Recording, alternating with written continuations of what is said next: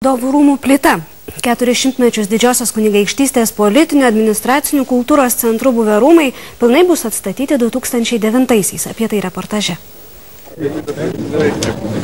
Simbolinė pirmoji plyta, kuri prieš 500 metų buvo įmūryta į senųjų Valdovų rūmų sieną, dedama pietinėme naujojo pastato korpuse.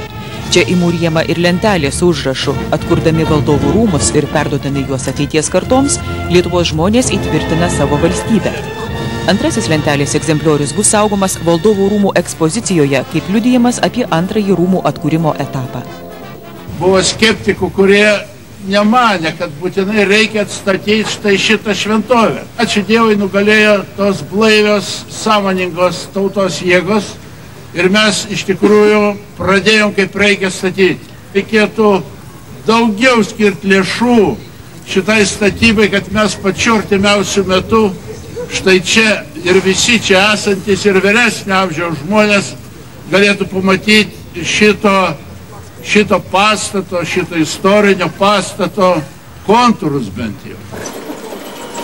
Oficialiai Valdovų rūmų atstatymas prasidėjo beveik prieš porą metų. Tuomet žemutinės pilies teritorijoje užbetonuota kapsulė su atkūrimo pradžios aktu. Pasak rūmų atstatytojų, pirmasis etapas buvęs ypač ilgas ir sudėtingas. Reikėjo įgręžti polius, išbetonuoti sijas ir padėti konstrukcijas nepažeidus senųjų istorinių mūrų. Darbus dažnai tekę stabdyti dėl nuolat aptinkamų archeologinių radinių.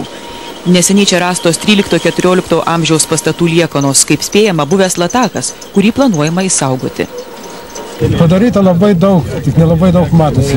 Pietiniam korpusai praktiškai padarėm pamatus, pradėjom pirmą aukštą, o šiandien iš esmės, iš principo naujas etapas prasideda, pradedam mūro darbus, kuriuos mes galvojam šitoj daly užbaigti rudenį ir iki žiemos visas korpusas bus pradėtas stogas daryti. Valdovų rūmus visiškai atstatyti ketinama iki 2009-ųjų Lietuvos vardo paminėjimo 1000-mečio jubiliejaus. Valstybei tai kainuos 101 milijoną litų. Privačioms lėšoms kaupti yra įsteigtas Valdovų rūmų paramos fondas. Per beveik 4 veiklos metus fondas sukaupė daugiau kaip 1 milijoną litų. Fondo lėšos yra skiriamos radinių ir meno vertybių restauravimui, tyrimams ir rūmų atkūrimo idėjai garsinti.